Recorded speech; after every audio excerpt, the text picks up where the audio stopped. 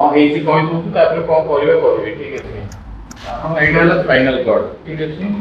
ଏଇଟା ହେଲା ବ୍ରେନ୍ ଉପରେ ଯୋଉ ରଡଟା ମଝିରେ ପାସ୍ କରୁଛି ତ ସ୍ପାଇନାଲ କେନାଲ କୁହାଯାଏ। ବ୍ରେନ୍ ର ସବୁ ଯାକ ନର୍ଭ ଏଇ କେନାଲ ଦେଇକି ଆମ ବଡିକୁ ଡିଷ୍ଟ୍ରିବ୍ୟୁଟ ହେଇଛି। ତ ଆପଣଙ୍କର ସ୍ପାଇନାଲ କର୍ଡ ଯଦି ଗୋଟେ ହାଡ଼ ଥାନ୍ତା ଅଣ୍ଟାର ବେକ ପର୍ଯ୍ୟନ୍ତ ଆମେ ସବୁ ସିଧା ରହିଥାନ୍ତେ। ଆମେ ଏଇସବୁ ମୁଭମେଣ୍ଟ କିଛି କରିପାରନ୍ତେ କେମିତି କରୁଛେ ନାଇଁ ଆପଣ 33 ପିସରେ ଡିଭାଇଡ୍ ହେଇଛି ଯାହା ଭିତରେ କି 23 ଇଣ୍ଟରଭର୍ଟିକାଲ ଡିସ୍କ ଅଛି ରବର ଦେଖୁଛନ୍ତି ଏଟାକୁ ଇଣ୍ଟରଭର୍ଟିକାଲ ଡିସ୍କ କୁହାଯାଏ। ଏହା ଯୋଗୁଁ ଆମେ ଟ୍ୱିଷ୍ଟିଂ ମୁଭମେଣ୍ଟ କରିପାରୁଛେ। ତ ପ୍ରତି ଇଣ୍ଟରଭର୍ଟିକାଲ ଡିସ୍କ ପାଖରେ ଆମର ନର୍ଭ ଗୁଡ଼ା ଯାଇଛି ବଡିକୁ। ଆପଣଙ୍କର ସ୍ପାଇନାଲ କର୍ଡର ଗୋଟେ ନର୍ମାଲ ପୋସ୍ଚର ଅଛି କଣ ନା ସର୍ଭାଇକାଲଟା ସବୁବେଳେ ଷ୍ଟ୍ରେଟ୍ ରହିବ ଯୋଉଟା ଆପଣଙ୍କର ପିଠି ଯୋଉଟା ଥୋରାସିକା ସେଇଟା ବି ଷ୍ଟ୍ରେଟ୍ ରହିବ।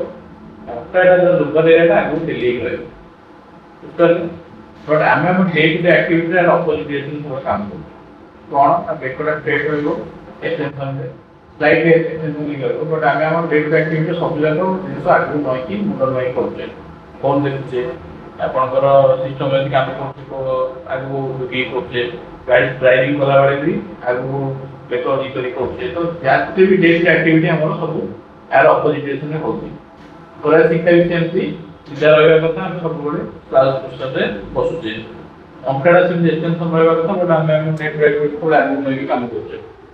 ଆଉ କଣ ଅସୁବିଧା ହଉଛି ଆଗକୁ ନେବା ଦ୍ୱାରା ଆପଣଙ୍କର ଡିସ୍କଟା ଯୋଉ ରହୁଛି ରବର ରହୁଛି ଡିସ୍କଟା ଏଇଟା ଆପଣଙ୍କର ଯେତେବେଳେ ଠିକ ପୋସ୍ଚରରେ ରହୁଛି ତା ଭିତରେ ଠିକ ରହୁଛି ବୁଝିପାରିଲେ। ଏକ୍ସଟେନସନ ରହିଲେ ଠିକ ରହୁଛି। ଯେତେବେଳେ ଆମେ ବାରମ୍ବାର ଗୋଟେ ଆକ୍ଟିଭିଟି ପ୍ରୋଲଙ୍ଗ ଟାଇମ୍ ଯଦି କରୁଛେ ଆଗକୁ ମୁଣ୍ଡ ନୁଆଇକି ତ ସେ କଣ ହଉଛି ନା ଆଣ୍ଟିରିୟର ସାଇଡ୍ ର ଭିତର ପଟ ସାଇଡ୍ଟା କଣ ଚାପି ହଉଛି ପୋସ୍ଚର ସାଇଡ୍ କଣ ହଉଛି ଗ୍ୟାପଟା ବଢୁଛି। ତ ବଢିଲେ ସେ ଏଇ ଟାଇପର ବାହାରକୁ ବାହାରି ଯାଉଛି ଦେଖନ୍ତୁ ଡିସ୍କଟା ଆଇଦର ପଛକୁ ପଳେଇବ ପୋସ୍ଚରାଲି ନହେଲେ ପୋସ୍ଚରାଲ ଯାଇକି ଗୋଟେ ସାଇଡକୁ ଯିବ ପୋସ୍ଚର ଲ୍ୟାଟରାଲ ଯିବ। ତ ପୋସ୍ଚର ଲ୍ୟାଟରାଲ ଗଲେ ଦେଖନ୍ତୁ ଏ ଯୋଉ ରେଡ୍ଟା ବାହାରିଲା ବାହାରିକି ଯାଇ ବାଜିଲା କୋଉଥିରେ ନର୍ଭ ରୁଟରେ ବାଜିଲା। ତ ଅଣ୍ଟା ପେନ୍ ହେଲା ତା ସହିତ ଗୋଡକୁ ପେନ୍ ଗଲା। ତ ଏଠି ଏଇ ନର୍ଭଟା କମ୍ପ୍ରେସ ହବା ଦ୍ୱାରା ଗୋଡକୁ ପେନ୍ ଗଲା।